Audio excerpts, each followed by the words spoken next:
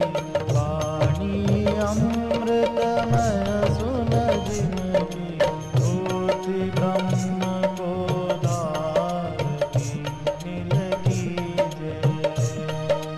भूति ब्रह्म को रूप नहीं रहता।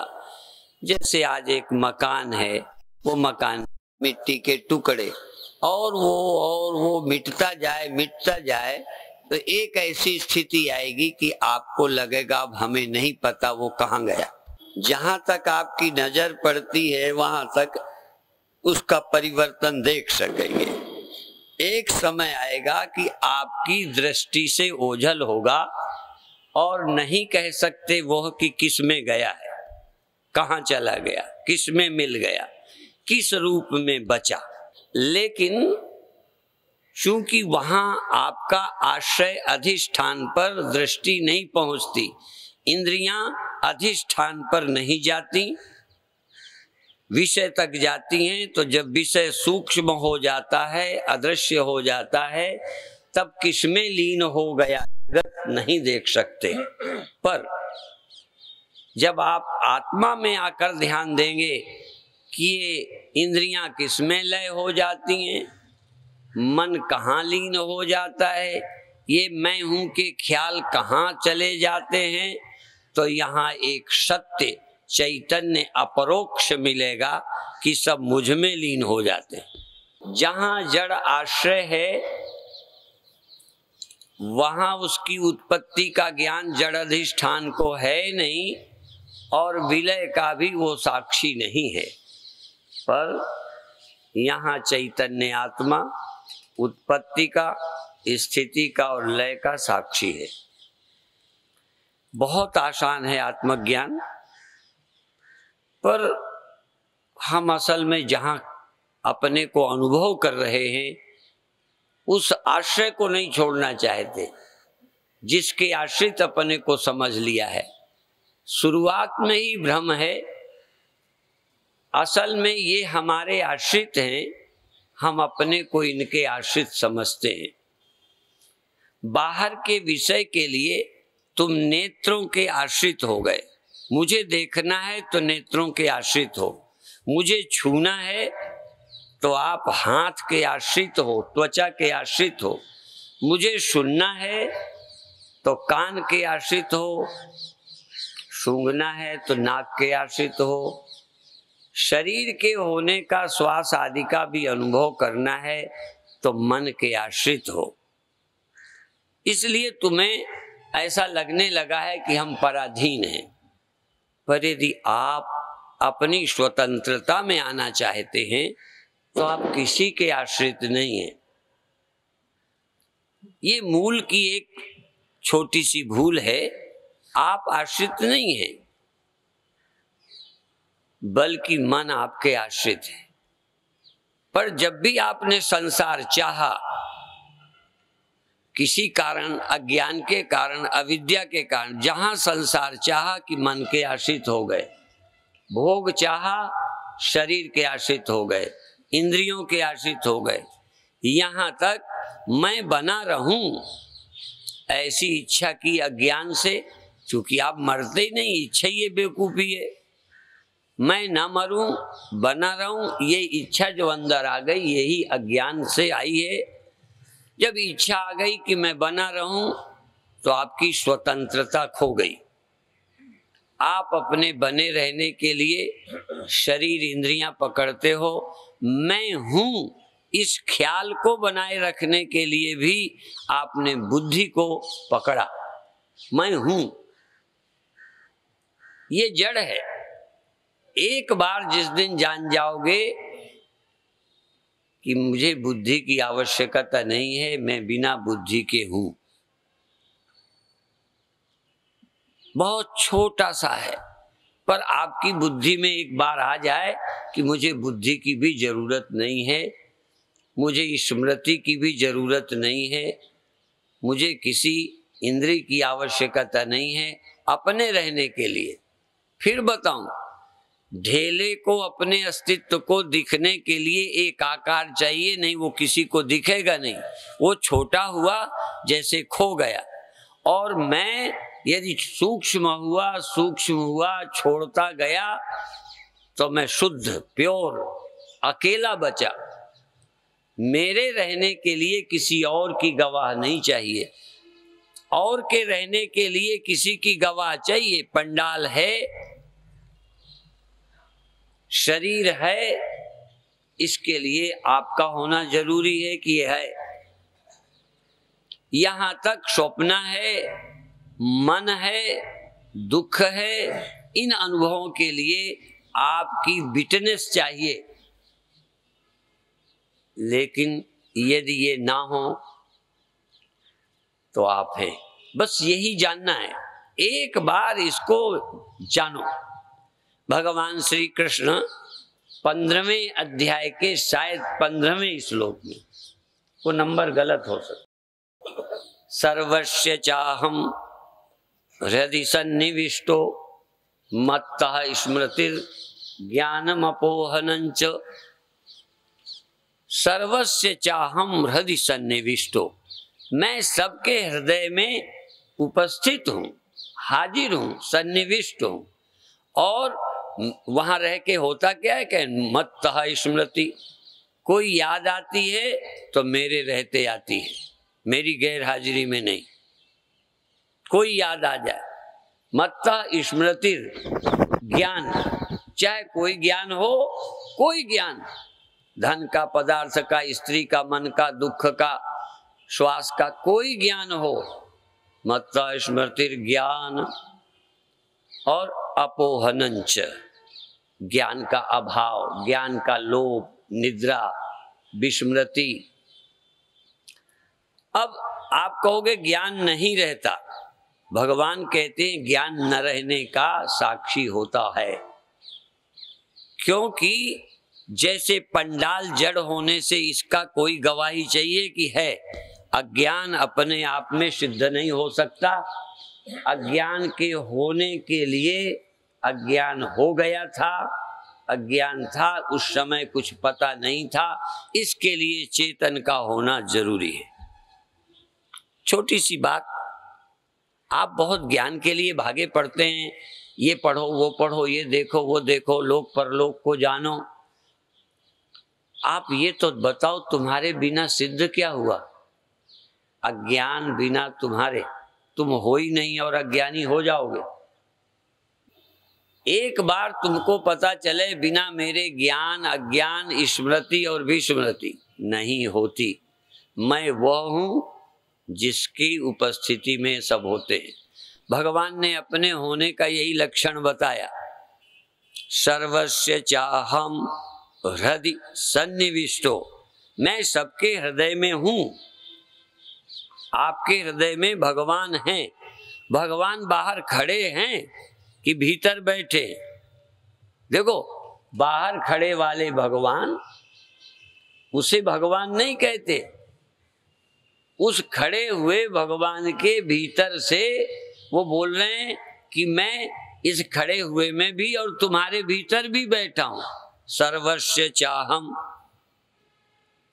कोई परमानंद के हृदय में बैठे हैं ऐसा नहीं कहा।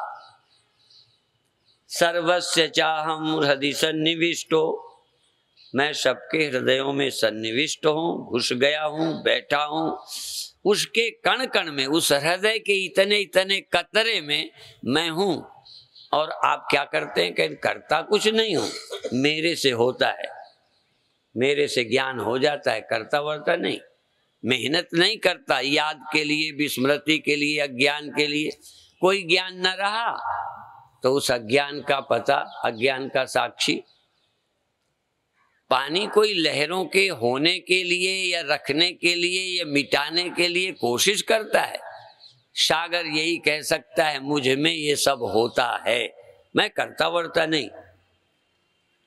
मिट्टी में घास फूस सब होती है, ढेले बन जाते हैं, सब होता रहता है, मिट्टी कुछ करती नहीं। भगवान यहाँ कहते हैं मत्तः स्मृति, मेरे से स्मृति, ज्ञान और अपोहन, विमर्श, ये सब मेरे से होता है। आप करना चाह रहे हैं, यदि आपको ये समझना है कि मैं ही सब कुछ हूं, तो पहले ये समझो कि आप बिना किए कोशिश छोड़ दो। कोशिश ने फंसा लिया है तुमको, करना इच्छा छोड़ दो। ये देखो कि कुछ याद आई, कुछ याद भूली, कहीं से मन हटा, कोई मन में आया, कुछ ज्ञान हुआ, किस ज्ञान का लोप होता है, जागृत होता है, जागृत चला जाता है। यदि नहीं जाता तो बताना नहीं जाता, स्वप्न जाता है या नहीं जाता, जो आता जाता है। और इसमें गवाही कौन है तुम्हारे सिवा? बस तुमसे ज्ञान होता है, तुम्हारा ज्ञान किसी को नहीं होता, तुम्हारा ज्ञान किसी को नहीं होता। जिसका ज्ञान किसी को ना हो, जिसको सबका ज्ञान हो, वही आत्मा है। पर तुम कहोगे हमें वो याद नहीं रहती, याद तो भगवान को भी नहीं रहती। आपको आश्चर्य होगा, भगवान कहते हैं मेरे ज्ञान का लोप और स्मृति तो आती है, इसके पहले स्मृति नहीं होगी फिर आती है। स्मृति होने का मतलब है उसके पहले याद नहीं। अभी आप सुई की बात सुन रहे थे ना, कहीं रख दी थी, हाँ रख दी थी, फिर याद नहीं आई, फिर याद आ गई। तो याद का स्टोर, स्मृति, विज्ञानालय, स्मृति आलय, घर, जहाँ ये रहती हैं और फिर स्मृति विस्मृति का भी विज्ञान प्रकाश नहीं। विस्मृति होवे किसे होएगी? इस पंडाल को याद आएगी ना कि सभा हो रही थी। सम्मेलन खत्म होने के बाद ये जो कपड़े जहां रखे जाएंगे इनको याद आएगी। यद्यपि साइंस वाले बताएंगे कि इसमें भी तुम्हारे होने का परमाणु प्रभाव पड़ा है, ये वस्तुओं का प्रभाव इसमें पड़ा। जैसे तुम हाथ से किसी चीज को छू लो तो हाथ में या जिसको छुओगे उसमें उसके परमाणु छूटते हैं। अपराधियों को पकड़ लिया जाता है, परमाणु इसमें हो सकते हैं, तुम्हारे इसमें कुछ अंकित हो जाएं, पर इसको पता कुछ नहीं होगा। स्मृतियों का संग्रह भी हो, पर स्मृतियां विस्मृतियां ज्ञान किसे होगा बिना चेतन के? इसलिए पंडाल को तुम्हारी याद नहीं होगी। इस पंडाल की तुम्हें शायद कभी याद आ जाए, हमें बीते सालों की याद किए बिना आ जाती है, अचानक आ जाती है। कभी आप कोई प्रकरण चलता है तो याद आ जाती। स्मृति आने के लिए प्रयत्न नहीं है। यद्यपि सादृश्य परिस्थिति, दूसरा सम्मेलन हो रहा तो यहाँ की भी याद आ गई। कोई महात्मा यहाँ मिले और कहीं मिलेंगे तो याद आ जाएगी कि अमृतसर में आप मिले थे।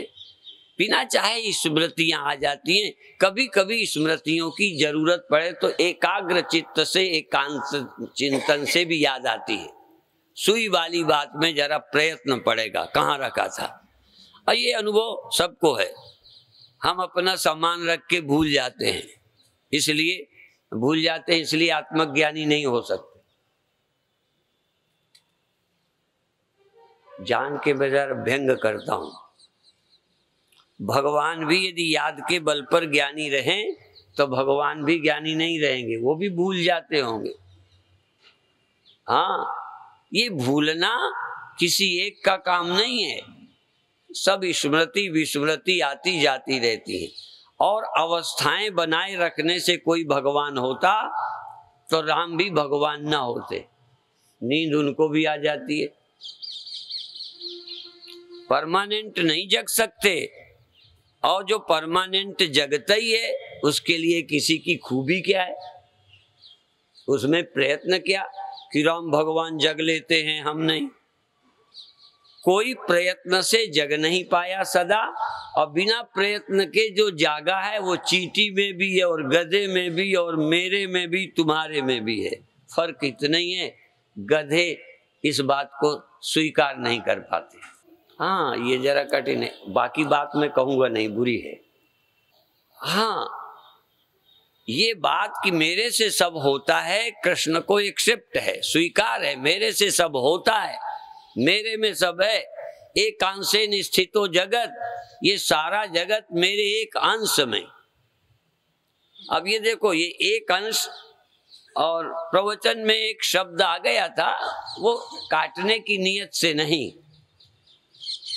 समझने की नियत से, कि ये तब कह सकते हैं एक अंश तो ठीक है, पर बीच में है या किनारे हैं, पहले नाप लें उसको, तब हम कहें कि उनके सेंटर में जगत रहता है, या एक किनारे रहता है, किस लंबाई में रहता है, और कितने समय रहता है। समय की यदि नाप हो जाए तो बन जाएगा कि वो दोपहर को मेरे अंदर जगत था। असल में जो अनंत है उसमें किस समय जगत है और कितनी देर नहीं रहा, ये समय ही वहां नहीं है। और उनमें कितनी देर जगत रहा, कितनी देर नहीं, उनके किस हिस्से में जगत रहा, उसकी नाप कैसे करें। वैसे वैज्ञानिकों ने पृथ्वी की धुरी कील नापी है, कहाँ है सेंटर पृथ्वी का। हमने भगवान का भी सेंटर नहीं ढूंढ पाया, विशेष कहाँ रहते हैं, मुख्यालय कहाँ है उनका, जहाँ रहते हैं वो, और जिनके एक हिस्से में जगत रहता है। तुम घर के किसी जगह रहते होगे, पूरे घर में तुम नहीं रहते। आप अपने घर की छत पे रहते हो ना, और भी छत के नीचे भाग में कि ऊपर में। तुम्हारा देह रहना संभव है, लेकिन वो चैतन्य कहाँ रहता है, और चैतन्य में जगत कहाँ रहता है। चैतन्य कहाँ रहता है, चैतन्य में मन कहाँ रहता है, चैतन्य कहाँ रहता है, चैतन्य में जागृत अवस्था कहाँ रहती है। इस तरह से सपने कहाँ रहते हैं और निद्रा कहाँ रहती है। फिर ढूंढो तुम कहाँ रहते हो। जब ये नहीं रहते तो तुम कहाँ रहते हो। एक बार तो ये ख्याल करो कि तुम स्वतंत्र हो, तुम किसी में नहीं रहते। तुम्हें किसी के रहने की लिए जगह नहीं चाहिए कि तुम देह होगा तो रहोगे। ये बहुत प्रश्न लोग पूछते हैं कि महाराज अभी तो हम ध्यान में 10वें द्वार पे रहते हैं, जब खोपड़ी नहीं रहेगी, कपाल क्रिया हो जाएगी, जला दिए जाएंगे, तब कहाँ रहेंगे। तो हमने कहा ये दूसरे स्वामियों से पूछना जो 10वें द्वार में ले जाते। हाँ, जो 10वें द्वार को अड्डा बताते हैं उनसे पूछो। हम तो 10वें द्वार और पहला द्वार मूलाधार सब किसी के आश्रित रहते, ज्ञान चेतन के आश्रित ये द्वार रहते हैं। चेतन को ऊपर रहने जाना है कि नीचे से ऊपर चढ़ जाना है, ये तो आभास की अवस्था, चिदाभास। अंतःकरण और वृत्ति के माध्यम से आप हृदय में रहो, सहस्रार में रहो, किसी दूसरे में रहो, और भीतर रहो और बाहर रहो। अब कोई बाहर रहता है, कोई भीतर। ये तो मन की बात हुई ना। ये जो आत्मा है वो भीतर रहती है कि बाहर रहती है। तभी तो सबको कहना पड़ा बाहर भीतर एको जानो। तो बाहर भीतर एक ही रहता है, या बाहर भीतर वो पहले ही बाहर भीतर की कल्पना देह के कारण है। तुम्हारी सारी सोच देहाभिमान से प्रेरित है। जो भी सोचते हो तुम देह मानकर सोचते हो, तुम आत्मा मानकर सोचते नहीं। एक बार जंप लगाओ, तुम आत्मा हो, तुम में ये रहते हैं। भगवान कहते हैं सारा संसार मुझ में रहता है, और संसार में कुछ भी नहीं है जहां मैं नहीं हूं। मैं रहता हूं नहीं, ऐसा कुछ नहीं जो मुझ में नहीं रहता। जो मेरे बाहर रहता है ऐसा कुछ नहीं, सब मेरे में है। और मैं सब में, सब मुझ में ही मालूम पड़ते हैं। ये सोचने का तरीका, मुझ में मन मालूम पड़ता है, मुझ में इंद्रियां, मुझ में संसार, मुझ में स्मृति। घबराओ मत। कई लोग पूर्व जन्म की याद की बात करते हैं, तो कई लोग कहते हैं इसी जन्म की याद से परेशान हो। पूर्व जन्म की याद आ जाए तो तुम्हारी तो बुरी ही हालत हो जाएगी। और अभी एक घर तुम्हारा है तो मरे जा रहे हो, सारी दुनिया तुम्हारी होगी तो क्या करोगे? पर भगवान कहते सारा संसार मेरा है। रोज को कितने मरते हैं, भगवान पर क्या बीतती होगी। कहीं इस घर में कोई मरा, कहीं उसमें, कहीं पाकिस्तान में, कहीं हिंदुस्तान में, कहीं बॉम्बे में, कभी और जगह, कहीं यहाँ विस्फोट, कहीं वहां। तो एक एक जगह होते हैं तो दूसरी जगह के बच जाते। अब भगवान से पूछो कि तुम्हारे कहाँ क्या होता है, तो सब मुझ में होता रहता है, फिर भी कितना निश्चिंत हैं। लोग कहते हैं भगवान विष्णु शेष सैया में क्षीर सागर में आराम करते रहते। कितने विचित्र होंगे वो। तुम नहीं आराम कर सकते? तुम क्यों परेशान हो? तुम भी आराम करना सीखो। पर जब तुम सुनते हो ना, तुम, ये खतरनाक तुम शब्द है, तत्त्वमसि। ये तुम, तत्त्वम, अब तुम माने देह, बस यही गड़बड़ है। तुम माने मन, बस यही गड़बड़ है। तुम माने अहंकार, बस यही गड़बड़। तुम वह हो जिसमें सब रहता है, पर तुम्हारे देह में सब नहीं रहता, तुम्हारे मुख में सब नहीं रहता, तुम्हारी आंखों में सब नहीं है, तुम्हारे मन में ही सब नहीं है। हाँ, जिसमें मन रहता है, जिसमें मन रहता है वो तुम हो। जब तुम शरीर मान के सोचते हो तब गड़बड़ी में पड़ जाते हो। भगवान भी यदि अपने को शरीर मान के बताते तो सब जगह कैसे बताते? कहते जो मुझे सब जगह देखता है, जो मुझे यहाँ खड़ा देखता है वो ठीक नहीं देखता। जो मुझे यहाँ खड़ा देखता है तस्याहम प्रणश्यामि असच में प्रणश्यति। हाँ, जो मुझे यहाँ खड़ा देखता है उसको मैं छोड़ दूंगा, वो मुझे छोड़ देगा। उसके लिए मैं अलग हो जाऊंगा, मेरे लिए वो अलग हो जाएगा। पर जो मुझे सर्वत्र देखता है, सबको मुझ में देखता है, हाँ, उससे मैं कभी अलग हो ही नहीं सकता। क्योंकि सब में मैं हूं, कहाँ अलग करूंगा, कैसे अलग हो जाऊंगा? और सब में जो मुझे देखता है वो कैसे मेरे से अलग हो जाएगा? उसमें भी मैं हूं। अब देखो, तुम किसी ऐसे व्यक्ति को देख सकते हो सब में? तुम किसी को भी सर्वत्र नहीं देख सकते, और देखोगे तो कल्पना करोगे। अपने घर में बैठकर पंडाल में बोलने वाले संतों की याद करोगे, पंडाल में वो बोले थे, वो बोले थे, अपने मन में याद करोगे। अब वो कहीं बाहर रहते हैं, आजकल चले गए हैं, तो याद करो। तो भगवान कहते हैं जो मुझे सर्वत्र देखता है। ये देखने का ढंग क्या है सर्वत्र? और इसी तरह आप अपने लिए सोच लो, यस्तु सर्वाणि भूतानि आत्मन्येवानुपश्यति सर्वभूतेषु चात्मानं ततो न विजुगुप्सते। जो अपनी आत्मा को, अपने आप को सब में, सबको अपने आप में देखता है, वो किसी से जलता नहीं है, अपने को सब में देखता है। आप अपने को देह देखते हो या देह में देखते हो? बस। अपने को इंद्रियां देखते हो या इंद्रियों में देखते हो? अपने को मन देखते हो या केवल मन में देखते हो? तुम इस मन के अलावा भी कहीं हो, ये नहीं देखते हो। यदि मन ही भर में हो तो जागृत में हो, स्वप्न में हो, सुषुप्ति में गए, जीवन काल में हो, मौत में गए, और यहाँ हो, सर्वत्र नहीं हो। क्योंकि मन इस देह में सीमित मालूम पड़ता है। तो हमारा सोच अज्ञान से है। एक बार उपनिषद की तरह सोचना शुरू करो, गुरु की मत ले जाओ, उपनिषद की समझ ले जाओ, उस समझ को साथ रखो, गुरु की मत को साथ रखो। गुरु मत का प्रचार बहुत जरूरी है। ये मन मत का प्रचार नहीं, ये मन मत नहीं चलेगा, गुरु मत चलेगा। उपनिषद की समझ चलेगी, भगवान कृष्ण की गीता की समझ लेकर जाओ, आप अपनी समझ छोड़ जाओ।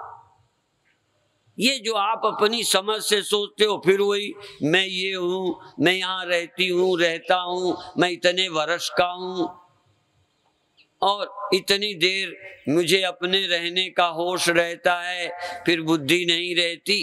अरे ये तो हमारे साथ भी घटता है। तुम्हारे और हमारे होने में कोई फर्क नहीं। हमें भी थोड़ी देर होश रहता है, फिर होश नहीं रहता है, थोड़ी देर जागे रहते हैं, फिर नींद आ जाती है, सपने हो जाते हैं, वो चले जाते हैं। होता वही है जो तुम्हारे साथ, पर इसी में पता नहीं क्या कर दिया हमारे गुरुओं ने। हाँ, हमारे गुरु ने कुछ कर दिया कि हमको इस परिवर्तन में भी अपना सदा रहना दिख रहा है कि ये गए वो गए, ऐसा हुआ वैसा हुआ, और हम बने रहे। और अभी देह सहित है, मन सहित है, फिर देह नहीं होगा तब भी, और होश है तब भी, और जब होश नहीं रहता तब भी। बहुत बार बेहोश होके देख लिया कि बेहोशी में अपन नहीं मरे, बहुत बार मर के देख लिया नहीं मरे, कुछ हुआ ही नहीं मेरा। ये बात एक बार क्लियर हो जाए तो बार बार का झगड़ा खत्म कि याद रखे रहो, याद रखे रहो, याद रखे रहो। कहाँ तक याद रखेंगे? हमें तो नींद में नहीं याद रखते, नींद के पहले तो याद रहती है। कभी कभी हम ये याद करते हैं, कभी कभी, और जब भी याद करते हैं कि अपन मेरे में संपूर्ण जगत है, तो याद ही नहीं करते। लगता है बिल्कुल कि सारा संसार मेरे में है, मैं सारे संसार में हूँ, ये सारी कल्पनाएं मुझ में उठ रही हैं। ये बिल्कुल अपरोक्ष होता है, ये नहीं कि ऐसे। और फिर भूल जाते हैं, फिर ये मन और काम में लग जाता है, फिर स्मरण भूल जाता है। तो 24 घंटा तो अपन नहीं करते। जो कर सके उसको हम मना नहीं करेंगे। देखो, जो कर सके उसे मना नहीं करेंगे, पर अभी तक ऐसे आदमी के हमें दर्शन नहीं हुए। हाँ, यदि इससे ज्यादा करता हो कोई तो उसके दर्शन हम करेंगे। फिर हम पूछेंगे महाराज जी आपको नींद कभी आई? तो या तो कहेंगे हाँ, नींद हमें कभी नहीं आती क्योंकि हम चेतन हैं। हमें नींद नहीं आती, नींद हम में आ जाती है। हम नींद में नहीं जाते, नींद आ जाती है, नींद चली जाती है। जैसे घर में कोई मेहमान आता है और चला जाता है। मेहमान आए गए, हम अपने घर से नहीं गए, नींद आई, सपने आए गए, अपन तो गए ही कहीं नहीं। जागना भी आया, जगना ही केवल मैं नहीं, जगना आया और गया। जगना कल्पित हिस्सा है, ये जीव भाव कल्पित, ईश्वर भाव कल्पित, वो हिस्से आते जाते रहते हैं। तो जीव भाव आया, हाँ, देह भाव आया और गया। जागृत अवस्था ही गई, नहीं कोई ऐसा है जो इसकी नहीं गई, मेरी तो जाती है। देखो, मैं व्यास गद्दी से बोल रहा हूं, कल तुम मुकर मत जाना। तुम कहो आप बड़-बड़ बोलते हो, हम उतना ही बोलते हैं जितना होता है। जागृत अवस्था आती है, जाती है, स्वप्न आते हैं, जाते हैं, नींद भी आती है, फिर चली जाती है। पर इतने दिनों में हमने देखा अपन तो नहीं गए। आप तो बीते साल थे, अब तो नहीं हो ना? अच्छा हो। आप कहोगे अभी तो हैं। कई लोग यहाँ के ट्रस्टी नहीं हैं, कई यहाँ के नहीं हैं। तो अब ये प्रश्न उठता है कि हाँ स्वामी जी, ये तो ठीक है बीते साल थे, पर एक साल होगा कि शायद आप भी यहाँ नहीं आओगे। एक साल वो होगा कि शायद हम इनमें कई नहीं आएंगे। इसलिए नहीं कि मटर गश्ती में नहीं आए, आने लायक रहे ही नहीं, शरीर ही नहीं रहा, मन नहीं, क्या करें, कैसे आएंगे? तो तुम जब तक देह में मैंपन रखते हो, मन में मैंपन रखते हो, तब तक ये सोच है। और भगवान कृष्ण भी देह में मैंपन रखते तो सब जगह कैसे कहते, मेरे से जगत हुआ है, कैसे बोलते, मेरे में एक अंश में जगत रहता है, कैसे कहते? तो भगवान कृष्ण देह में देह रहते भी कुछ देह से भिन्न हैं, मन रहते मन से कुछ भिन्न हैं। राम जगते हैं, सोते हैं, राम देह हैं, दशरथ को प्रणाम करते हैं, दशरथ की आज्ञा मानते हैं। ये शरीर है उनके पास, मन है उनके पास, नहीं सोते कैसे, जगते कैसे। सब कुछ जो तुम्हारे पास है सो राम के पास था, पर राम के पास एक और कुछ है जो तुम्हारे पास होते हुए तुम्हें पता नहीं है। कृष्ण के पास सब कुछ है जो हमारे पास, और जो उनके पास सब हमारे पास, बस एक वही समझ नहीं है जो कृष्ण के पास थी। भगवान कृष्ण समझ देने आए। देखो, गुरु समझ देने आए और हम गुरुओं का सब कुछ लेते हैं, बस गुरु की समझ नहीं लेते। और कृष्ण के तो हम सब कुछ लेते हैं, उनकी जैसी कई बातें लेना चाहते हैं, पर कृष्ण भगवान की ये सोच कि सारा संसार मुझ में हुआ है, मुझ में एक अंश में रहता है, ये जब बात कहते हैं तो लगता है ये कृष्ण की बपौती है। ये कृष्ण तो ठीक है, लेकिन हम पर लागू नहीं होती। यदि भगवान की ये बात औरों पे लागू नहीं होती तो औरों को सुनाते क्यों हैं? यदि अर्जुन की आत्मा पैदा होती है, मर जाती है, तो फिर ये क्यों सुनाते कि आत्मा पैदा नहीं होती, नहीं मरती, आत्मा नहीं आती, नहीं जाती, आत्मा अविकारी है, आत्मा सदा अलेप है, गुणातीत है। ये अर्जुन को क्यों बताएं? और यदि जो बात मुझे पता है तुमको क्यों बताऊं? और चलो, कृष्ण में अर्जुन में बड़ा फर्क होगा, मुझ में और आप में तो कोई फर्क नहीं, हम तो अवतार नहीं है ना, ये बात तो समझ सकोगे। कृष्ण भगवान अवतार थे, राम भगवान अवतार थे, चलो बुद्ध अवतार थे, हम तो तुम्हारे जैसे ही है ना, तुम्हारी जैसी माँ से पैदा हुए, तुम्हारे जैसे जगते सोते हैं, तुम्हारे जैसे पैदा हुए, जवान हुए, बूढ़े भी होने लग गए, और तुम्हारे जैसे कोई चले गए, ऐसे ही तुम्हारी ही तरह ये शरीर भी हमारा जाएगा। इतनी बातों में कोई तालमेल तुम समझते हो कि भाई स्वामी जी के साथ कोई बड़ी खूबी हो गई, तो बताओ। मेरे को तो नहीं लगती खूबी, इसलिए मुझ में तो कोई अकड़ वकड़ नहीं है। कई लोग कहते होंगे तुम यूं हो, हम यूं नहीं है। हम तो 100% तुम्हारे जैसे हैं, और 100% जैसे तुम्हारे शरीर मन है वैसे मेरे, और 100% जैसी आत्मा मेरी तैसी तुम्हारी, जैसी तुम्हारी तैसे मेरी। बस एक ही गड़बड़ है, एक गड़बड़ है कि 99% तुम्हारी बुद्धि और कुछ समझती है, मेरी कुछ और समझती है। तो यहां दारो मदार सिर्फ बुद्धि पर है, बस बुद्धि। बुद्धि तुम्हारी क्या समझती है, तुम क्या मानते हो? सुबह उठकर तुम क्या मानते हो? अभी कल कहा था ना, ट्रेन में बैठे मैं सोचता था, ट्रेन में नींद खुलती है तो चिंतन क्या चलता है, सहज क्या है, कहाँ रहते हो। अभी अभी स्वामी स्वरूपानंद जी भी बता रहे थे ना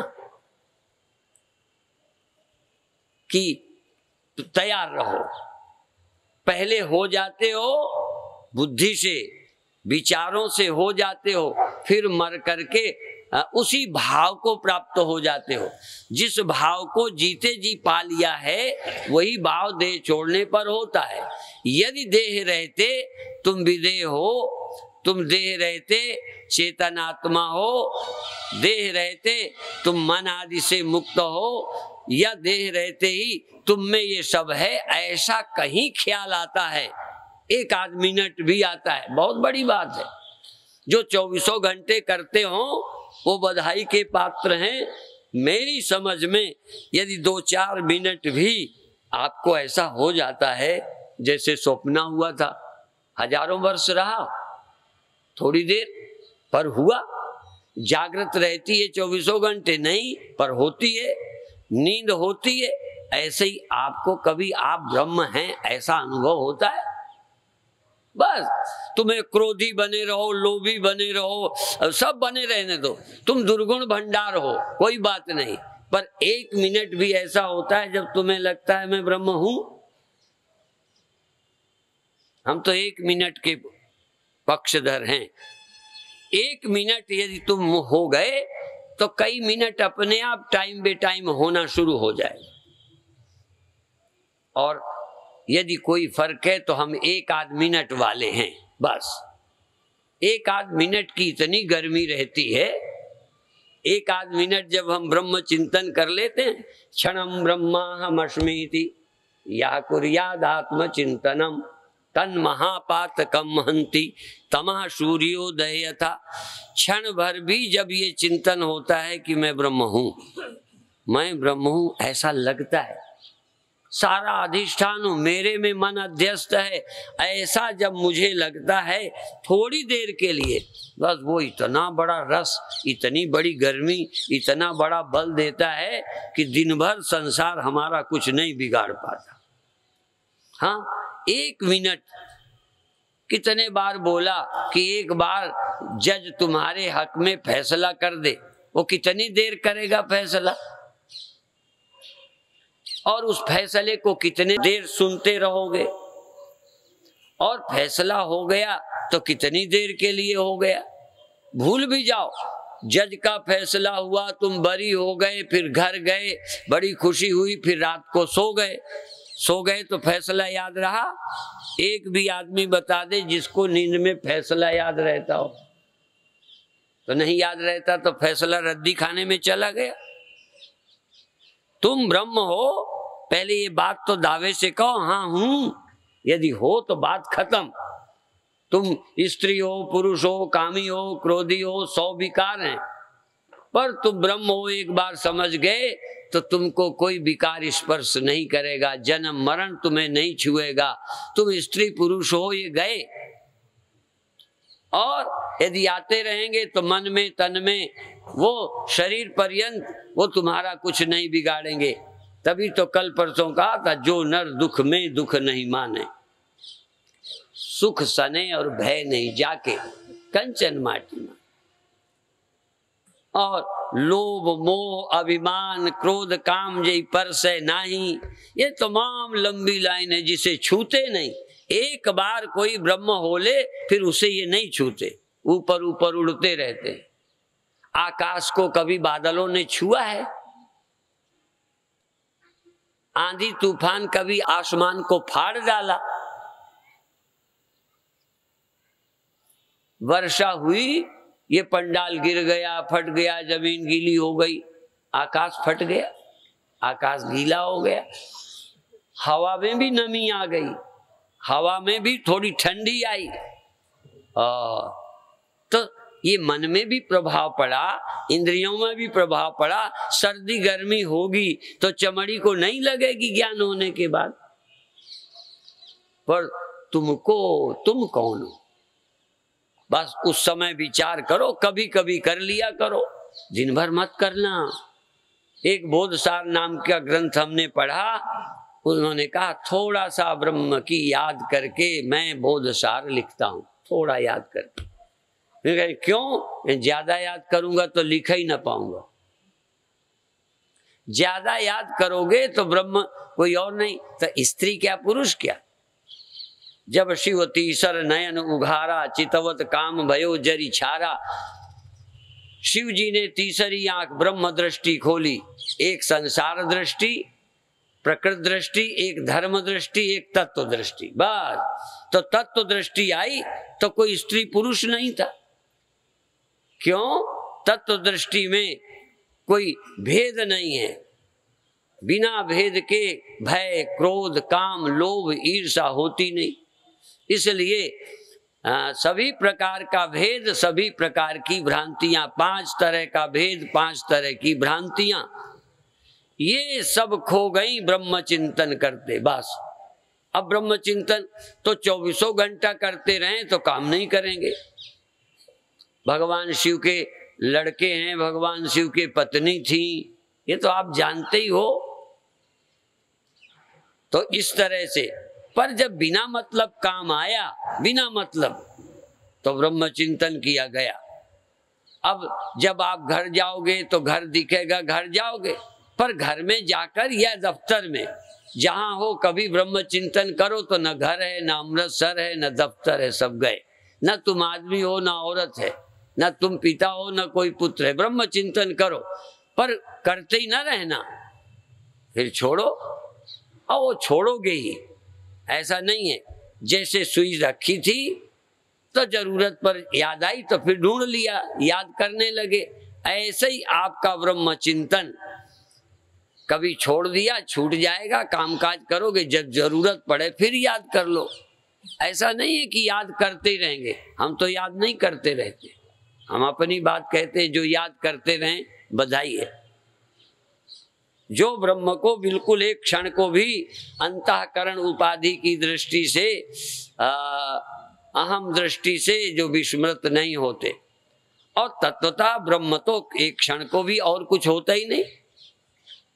तो ये भी एक निष्ठा है कि चाहे भूलें चाहे याद करें कोई फर्क नहीं पड़ता। ऐसी निष्ठा भी जिनको हो जाती है वो भूल याद के चक्कर में नहीं रहते। यही पूज्य ब्रह्मलीन वृंदावन के स्वामी अखंडानंद जी, पूज्य निर्मल जी महाराज के समय एक से एक भारत के विद्वान संत आते थे। तो जागी माता के यहाँ भोजन था, तो पूज्य अखंडानंद जी जरा ऐसे एक बीच में, और संत थे, मैं था, फिर वो मंडलेश्वरों की लाइन लगी थी, सब बैठे थे। ये बीच वाले महात्मा ने पूछा स्वामी अखंडानंद जी महाराज से कि ब्रह्माकार वृत्ति हमेशा नहीं रहती, ये शिकायत तो बड़े बड़ों को है, ब्रह्माकार वृत्ति सदा नहीं रहती। तो स्वामी जी हंस के बोले, स्वामी अखंडानंद जी हंस के बोले कि मेहतरानी झाड़ू देने आई थी कि पत्नी बन के रहने आई थी? मेहतरानी को आप पत्नी बना के रखना चाहते हैं, सिर्फ झाड़ू दिलाना था? कहीं झाड़ू दिलाना? तो ब्रह्माकार वृत्ति भ्रम निवारण को आई थी कि तेरे घर रहने को आई थी? अज्ञान हटा दिया, पर्दा साफ कर दिया, भ्रम निकाल दिया, गई, उसको बनाए क्या रखना? वो तो मेहतरानी है। हाँ, अज्ञान हटाने के लिए है, अज्ञान हटा दिया, बात खत्म। तेरे को अब्रह्मता का भ्रम था, मैं देह हूं ये भ्रम था, मैं जीव हूं ये भ्रम था, मैं विकारी हूं ये भ्रम था, हट गया। अब नींद आ जावे, कुछ आ जावे तो तू विकारी हो गया, विकार तेरे में है ही नहीं। इसलिए ब्रह्म ज्ञानी सदा निर्लेप, सदा, ये नहीं कि जब ध्यान करेगा तब निर्लेप होगा। ये ध्यान वाले बड़े उपद्रवी हैं और हमेशा नहीं रहता। और ये जब तक ध्यान वाले हैं, भले दावे से कहें, ये शिकायत इनके मन से जाएगी नहीं। ध्यान वालों की शिकायत कभी नहीं जाएगी, क्योंकि 24 घंटे वृत्ति रहेगी नहीं, ये रोते ही रहेंगे। एक बार भ्रम निवारण कर लो। गुरु गोविंद सिंह युद्ध करते हैं, लड़ना पड़ता है, वो तो नहीं कहते ब्रह्माकार वृत्ति नहीं रहती। उतनी देर हमारी साधुता को बड़ा फर्क पड़ गया, कहाँ फंस गए। अब ब्रह्मज्ञानी चिंता ही नहीं करता, नहीं संप्रवृत्तानि नहीं निवृत्तानि कांक्षति, वो किसी वृत्ति को रखने हटाने में रुचि नहीं रखता। कोई वृत्ति आ गई, जागृत आ गई, स्वप्न आ गई, सुषुप्ति आ गई, कोई वृत्ति पैदा हो गई, चली गई, ये हवा है। तू कौन है? एक बार तू अपने को पहचान। ये अपने को पहचानना जीवन की धन्यता है। तो अभी आप प्रयत्न क्या करो, मैं सचमुच हूं ब्रह्म की नहीं, बस इसी में जोर लगाओ। क्रोध आता है कि नहीं आता, फलाना क्यों हो जाता है, बुढ़ापा क्यों, टांग में दर्द, उसकी दवा करो, मना नहीं करता। बैर आया है तो बैर को हटाओ, पर ये सब कुछ हो गया, बैर आ गया तो इतने देर का किया कराया गया। एकादशी का व्रत है कि गलती से एक चावल खा लिया, सब कुछ चौपट हो गया। एक बार तुम अपनी आत्मा की सच्चे रूप में अनुभूति करो, आत्मा विकारी है भी कि नहीं, और वो विकारी जो निर्विकार आत्मा है तू है, यह तेरा ख्याल है, या अभी तक जो माना था वो ख्याल है, या तू आत्मा है ये ख्याल है। तू दुखी सुखी है ये अज्ञान जनित कल्पना है, कि तू आत्मा है अजन्मा है ये ख्याल है, ये कल्पना है कि सच्चाई है। तू घड़ा है ये बनावटी है, कि तू मिट्टी है ये बनावटी है। आखिर सत्य का विचार करो। एक बार यदि ये लग जाएगा कि ये झूठ है जो अभी तक माना था, और जो गुरुदेव कह रहे हैं, गुरु महाराज कहते हैं, गुरुवाणी कहती है, ये सच है, और जो उपनिषद कहते हैं सच है, जो गीता में भगवान कहते हैं ये सच है। जब ये सच है और अनुभव भी कर लिया, सुन करके चुप नहीं रहो। सुनना बहुत जरूरी है, हम खंडन भी नहीं करें, लेकिन चुपचाप गुरुओं के कहे को विचारें। जिस दिन गुरुओं का कहा सच हो गया, अनुभव हो गया, जो गुरुओं ने कहा उसके अनुसार तुम्हारी मत एक हो गई, तुम्हारा काम बन गया। अब 5 मिनट को आंखें बंद करो। हाँ, अब आज आप आंख बंद करके बैठ जाओ और भीतर सजग हो जाओ और सिर्फ ये जागरूक रहो, क्या तुम्हारे बिना तुम्हें याद आया? ये जो आवाज आई तुम्हें सुनाई पड़ गई, मेरी ही आवाज सही, सुनने की कोशिश मत करो। बस आप तो चेतन हो, तुम्हारे कारण सुनाई पड़ा। कान भी है पर तुम हो तो तुम्हें आवाज आ गई। और आवाज नहीं भी कभी कभी सुनाई दी, कोई बात मन से और सोचने लगे, वो आवाज नहीं पकड़ आई, तो तुम हो कि नहीं? आवाज नहीं पकड़ाई किसको आवाज का पता नहीं चला? मुझे आवाज का पता चला। किसे? मन गया, कहीं गया, किसे पता चला? और मन रुक गया, किसे पता चला?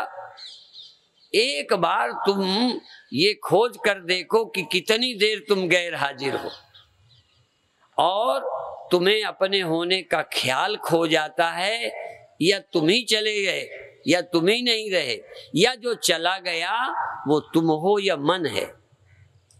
क्या तुम चलते भी हो, तुम जाते भी हो?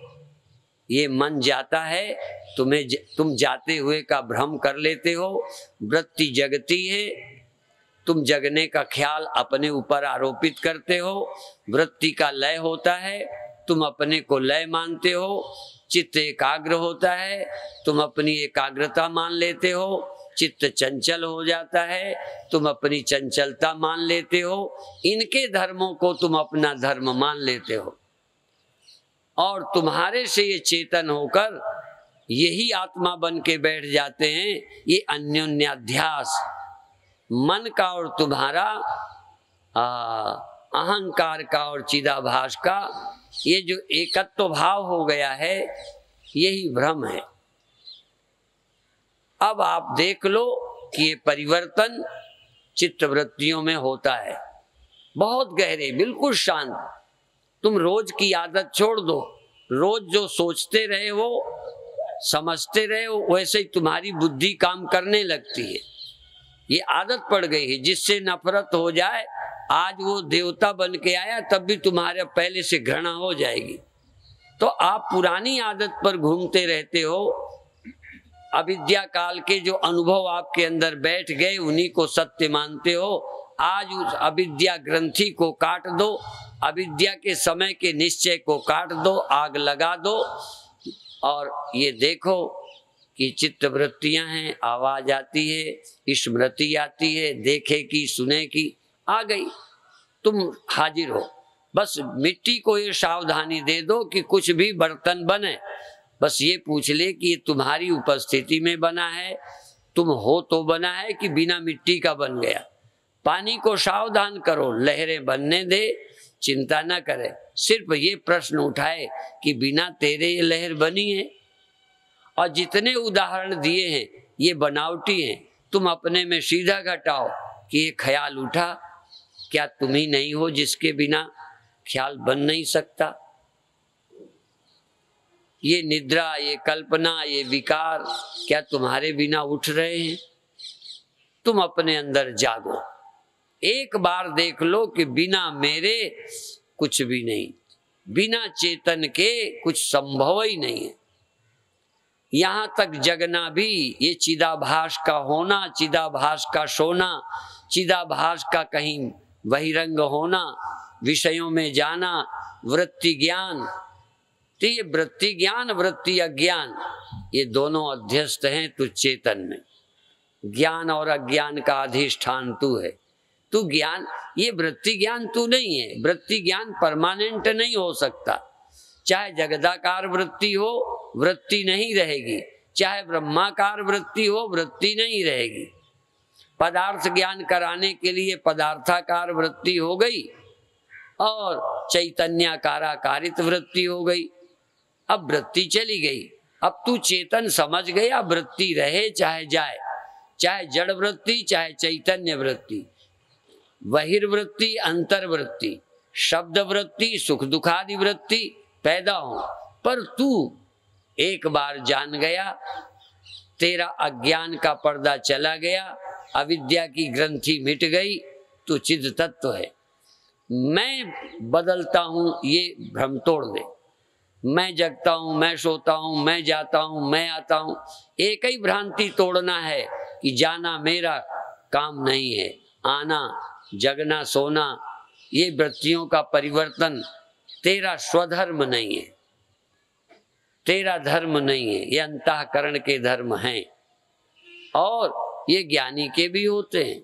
नहीं शब्द कैसे सुने, तो वृत्ति हुई, शब्दाकार सुनाई दे गया, और तू कौन है? तेरी सत्ता में ये सब प्रकाशित हो रहा है। बहुत अच्छे। और 1 मिनट श्वास अंदर से सहज भाव से लीजिए, प्रेम से श्वास लीजिए, आज कोई हड़बड़ाहट नहीं, प्रेम से श्वास लीजिए और छोड़ दीजिए। श्वास का अनुभव करिए, श्वास के दृष्टा होइए, श्वास के साक्षी होइए, और धीरे धीरे इसी श्वास में कोई प्रभु का नाम, कोई जो आपके मत धर्म गुरु ने बताया उस मंत्र का बिना जबान के, बिना माला के अंतर की सुरति में, अंतर ध्यान में, उस चेतना में नाम को दोहराइए, अंदर अंदर शब्द दोहराइए और उस शब्द का अनुभव करिए। शब्द बोलिए तब भी एक बार बोलकर दूसरे बार जब शुरू करिए इस गैप में भी, पहले शब्द के समय जैसे एक लहर रही मिट गई, दोबारा पैदा हुई, तो जब लहर पैदा हुई तब जल था, लहर मिट गई तब भी जल, और दूसरी लहर पैदा हुई तब। 3 अवस्थाएं देखिए। जब शब्द आप बोल रहे हो, नाम की लहर आपकी चेतना में पैदा हो रही है, तब आप हैं कि नहीं? जब एक बार नाम पूरा हो गया, इस बीच में छोटे से गैप में भी आप हैं कि नहीं? और दोबारा जब मंत्र शुरू कर दिया तब, एक मंत्र की समाप्ति, दूसरे मंत्र की शुरुआत, तो शुरुआत में है कि नहीं? एक मंत्र के अंत में है कि नहीं? बीच में है कि नहीं? सबका अंत है, तू अनंत है। जागृत वृत्ति सावधानी कभी है, पर सावधानी हटी, फिर दूसरी बार सावधान हुए। इस असावधानी सावधानी में तेरा होना, तू कोई आदमी नहीं है, तू कोई वृत्ति नहीं है, तू कोई शून्य और कल्पना नहीं है, तू कोई वो ज्योति नहीं है जो दिखाई देती है, तू कोई वो शब्द नहीं है जो बोले जाते हैं या तेरे अंदर उठते हैं। तू तो वो है जिससे शब्द पैदा होते हैं, जिससे वाणी पैदा होती है, वो वाणी से पैदा नहीं होता। जिससे मन पैदा होता है, जो मन से पैदा नहीं होता। जिससे ज्ञान उपजता है, जो स्वयं किसी ज्ञान का विषय नहीं। ज्योति तो ज्ञान की विषय है, शब्द तो ज्ञान का विषय है। तू किसके ज्ञान का विषय है? तेरे ही सब ज्ञान के विषय हैं, तेरे विषय हैं, तू किसी का विषय नहीं। तू मन का विषय नहीं, तू वृत्ति का विषय नहीं, तू इंद्रिय का विषय नहीं, तू रोशनी का विषय नहीं। तू रोशनी से नहीं दिखता, रोशनी तुझसे दिखती है। तू अविषय है, तू अविषय है, और जो अविषय है वही परमात्मा है, जिसको कोई नहीं जानता, स्वयं ही जो और को जानता है, यही परब्रह्म परमात्मा आत्मा है। ये तेरा स्व है। इतना ही कहकर अभी समाप्त करते हैं। ओम शांति शांति शांति।